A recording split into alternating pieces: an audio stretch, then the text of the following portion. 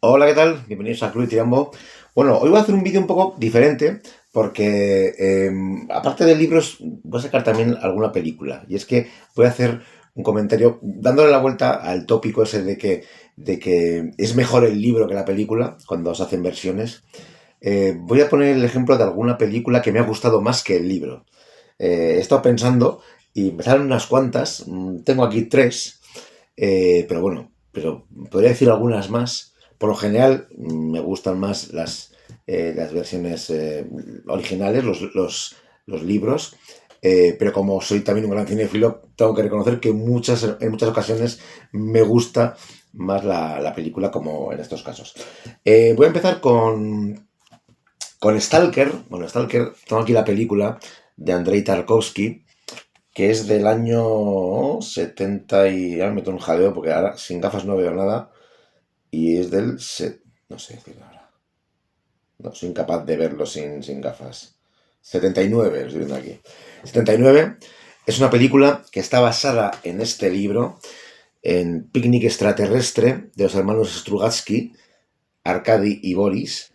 Picnic Extraterrestre, Stalker, bueno, aquí lo de Stalker es por la película, porque en muchas ediciones solamente pone Picnic Extraterrestre. La historia es la misma, pero es cierto que en la novela, quizás porque conoció la película mucho tiempo antes y es de una elegancia y de una cadencia especial, como todo el cine de Tarkovsky. Entonces cuando leí la novela me resultó un tanto brusca, incluso grosera. Bueno, los hermanos Strugatsky tienen varias novelas que a mí me parecen interesantes, pero que son como avanzar en un lodazal. A veces cuesta un poco. Hay también una novela de la que luego también se hizo una versión en cine compleja, larga, llamada a veces es difícil ser Dios o qué difícil es ser Dios, algo así. No sé muy bien ahora mismo, no recuerdo el título original.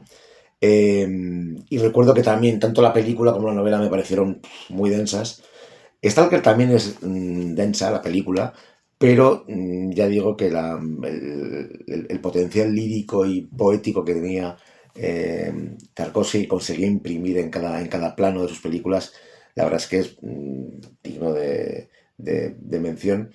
Y en este caso me gustó más la versión en cine que en el de novela. No sé si porque llegué mucho antes a la película que que a la novela, pero sí es cierto que a la postre me sigo quedando con la película. Hizo también una versión de una novela de Stanislaw Lem, Solaris, y el propio escritor dijo que no le había gustado nada la película. Eh, a mí me fascina también la película Solaris, pero en ese caso quizá me quede con la novela de Stanislaw Lem. Ya digo, aun siendo una gran película Solaris, creo que no consiguió superar a la novela original como sí lo consiguió en este caso. Otro ejemplo, aunque es un poco complicado en este caso, bueno, es el caso del Sur, la segunda película de Víctor Erice. Bueno, Víctor Erice es uno de mis directores favoritos. Creo que El espíritu de la colmena es la mejor película de la historia. A mí, si alguien me pregunta, yo digo que El espíritu de la colmena es la mejor película de la historia. Y El Sur es la siguiente película que hizo. Si El espíritu de la colmena era la primera, esta era la segunda, la hizo 10 años después, en el año 83, y contaba la historia que partía de un cuento. Es que aquí lo pone como novela breve, pero es un cuento porque son un poco más de 50 páginas, de Adelaida García Morales. En este mini volumen aparecen dos historias, El Sur y Bene, son dos cuentos breves, pero de ese cuento de apenas 50 páginas surge lo que es el guión del Sur. De hecho, Adelaida García Morales, por aquella época, creo que era pareja de Víctor Erice. Entonces yo creo que el guión partió un poquito casi a la vez que el cuento. O sea, el cuento y el guión creo que fueron casi de la mano, ¿no? ¿Por qué me gusta más la película? Pues porque vuelvo a un poco lo que decía con el tema de Tarkovsky. Las imágenes, todo lo sugerido, todo lo imaginado, la expansión que hay en cada plano, en cada silencio, el sonido de la película de Victor Erice, no lo tiene, bajo mi punto de vista, el relato, que es maravilloso, está muy bien escrito, es una larga carta de esa hija a ese padre fallecido, y aunque es cierto que en el sur también está contada en voz en off, en primera persona, por la hija, en ese caso era Iciar Boyain, la actriz, cuando era una niña. Creo que la película supera con creces porque sugiere muchas más cosas, es mucho más completa. Y eso que es uno de los grandes dramas de Víctor Erice, porque él siempre cuenta que es una película incompleta para él. El guión debía pasar de las 200 y pico páginas. Creo que era una historia. La película iba a durar como 4 horas, una cosa así, pero por el tema de, bueno, pues de los festivales, pues el productor, Elías Querejeta, le dijo, vamos a montar solamente lo que está, la parte de la película que está rodada en el norte, y la segunda parte, que es la que no estaba rodada aún, que era la que transcurre precisamente en el sur, bueno, pues ya habrá tiempo, ¿no? Como tuvo premios y demás la película, pues al final la cosa quedó como quedó y no se rodó esa parte del sur. Se sugirió con una serie de cartas, de cosas, pero no se llegó a rodar. Entonces es muy curioso una película llamada El Sur que transcurre solamente en el norte, que la segunda parte queda fuera de plano, ¿no?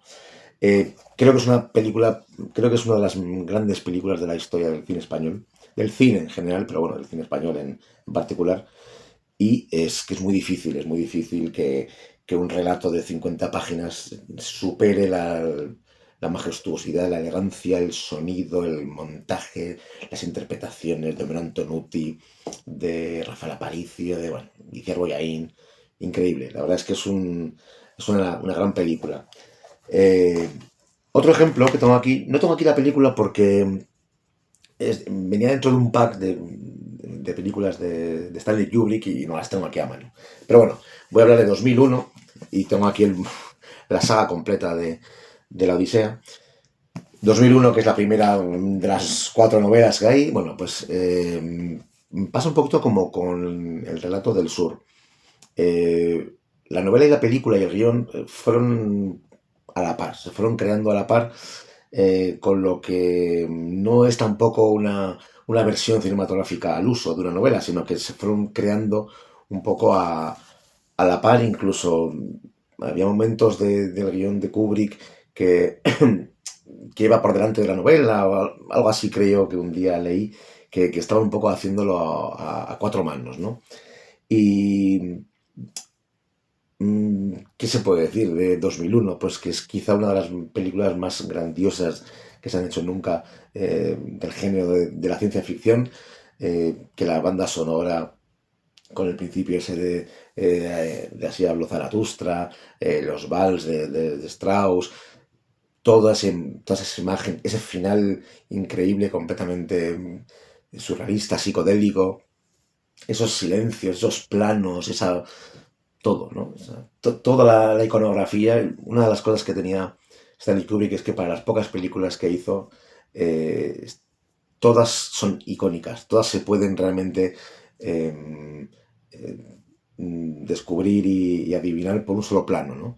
Y yo creo que 2001 es una de las películas más icónicas del director, del cine y de todo, ¿no? Yo creo que incluso la película llega a ser muchísimo más importante que la propia novela de Arthur C. Clarke. Y ya digo que también fue una novela y la película que fueron haciéndose a la par, con lo cual ya digo que no es que una fuese a la zaga de la otra, sino que era como una especie como de proyecto casi conjunto, que fue por dos vías diferentes y que también lo mismo, o sea, la novela es una de las cotas del cine, perdón, de la literatura de ciencia ficción, y Arthur C. Clarke se ha convertido en uno de los grandes creadores sobre la ciencia ficción, ¿no? Pues junto a Asimov, Bradbury o yo qué sé, o el propio Stanislaw Lem que decía antes, no sé, es uno de los grandes y esta saga es increíble. Luego se hizo una película también no dirigida por Kubrick, no recuerdo quién la dirigió, de la segunda 2010, que ya no tiene nada que ver, o sea, es una película más. Pero esa primera película, pues, medirte las fuerzas con el señor Kubrick, pues es lo que tiene, ¿no? Eh, Ahora que he dicho lo de Bradbury, se hizo, François Truffaut hizo una versión de Fahrenheit, ya con los números me equivoco, 4 o 5, no sé qué, Fahrenheit. Eh, yo adoro el cine de François Truffaut, pero es inevitable. Hay que reconocer que es muchísimo mejor la novela de Bradbury. No sé, pero sí hay, por ejemplo, la novela de Benchley de Tiburón, pues es mucho mejor la película de Steven Spielberg también, de la película, ¿no? Es mejor la película de Tiburón que la novela. Se me ocurre, no recuerdo ahora el nombre del escritor, pero por ejemplo, Belle de Jour, pues me quedo también con la película de Luis Buñuel. Hay novelas sobre todo de, pues eso, de los años 40 50 que luego fueron llevadas al cine, eh, siendo o sea, superadas por ese paso al celuloide. Estoy recordando la última película de Kubrick, que fue Eyes Wide Shut, que estaba, también era una versión en cine un poco libre de Turno de Noche, no, Ronda de Noche, ¿no? De Arthur Schnitzler. Bueno, yo me quedo. En este caso era también un relato, pero en ese caso me quedo con el relato. No sabría qué prefiero, si otra versión de Kubrick, si El Resplandor película o El Resplandor libro de Stephen King, porque yo creo que, aun siendo bastante diferentes, porque luego es cierto que Kubrick hizo una cosa un poco más, otra cosa diferente, quizás más interesante la visión esa final que propone Kubrick. Incluso creo que a Stephen King no le gustó nada la versión de la película, pero no sabría, yo ahí estoy un poco, me debato entre las dos, en cuál me quedaría, pero vuelvo a lo que decía antes. Es tan icónico ver a Jack Nicholson con el hacha rompiendo la puerta del servicio, paseando por, ¿no? Bajando al laberinto todo nevado. Es que volvemos a ver siempre, el cine tiene esa potencia de las imágenes que las convierte en algo icónico, y en ese caso pues hay veces que todo lo que te puede sugerir una novela, un relato, un cuento, pues a veces se supera con la imaginación que ha tenido esa otra persona para dibujar exactamente cómo es esa historia, ¿no? Yo por lo general prefiero leerme el libro porque es lo que se dice, ¿no? En tu cabeza la película, cada uno se la hace a su manera y se la hace a medida. Por eso quizá preferimos, ¿no? Las novelas a las películas, pero hay casos que son incontestables. Yo, por ejemplo, estos que he puesto aquí y algunos muchos más, no sé si tendréis en mente algunos, pero yo desde luego, eh, cuando hay una película que se estrena, una película que está basada, ahora por ejemplo se ha estrenado Hamnet, pues yo todavía no me he leído el libro, pues casi prefiero leerme primero el libro y luego ver la película. Y luego pues sacar mis conclusiones. Pero no he deshecho. Si me he leído el libro y sale la película, también me interesa ver la película. Hay gente que dice, no, no, ¿para qué la voy a ver si ya he leído el libro? Bueno, pues a mí me gustan las dos, ¿no? Ver las dos versiones y quedarme con la que más me guste, o hacer un empate, un tablas. Así que nada, bueno, este era un poco lo que os quería comentar hoy sobre libros y cine. Me encantaría hablar más veces de cine porque es otra de mis grandes pasiones. Aquí tengo algunas películas, series, pero tengo muchísimas más películas por ahí. Ya empiezo a tener problemas con espacios y acaba siendo esto casi un almacén. Así que, bueno, aquí parece que está más o menos ordenado, pero luego ya por ahí empieza el caos. Pues nada, nos leemos. Chao.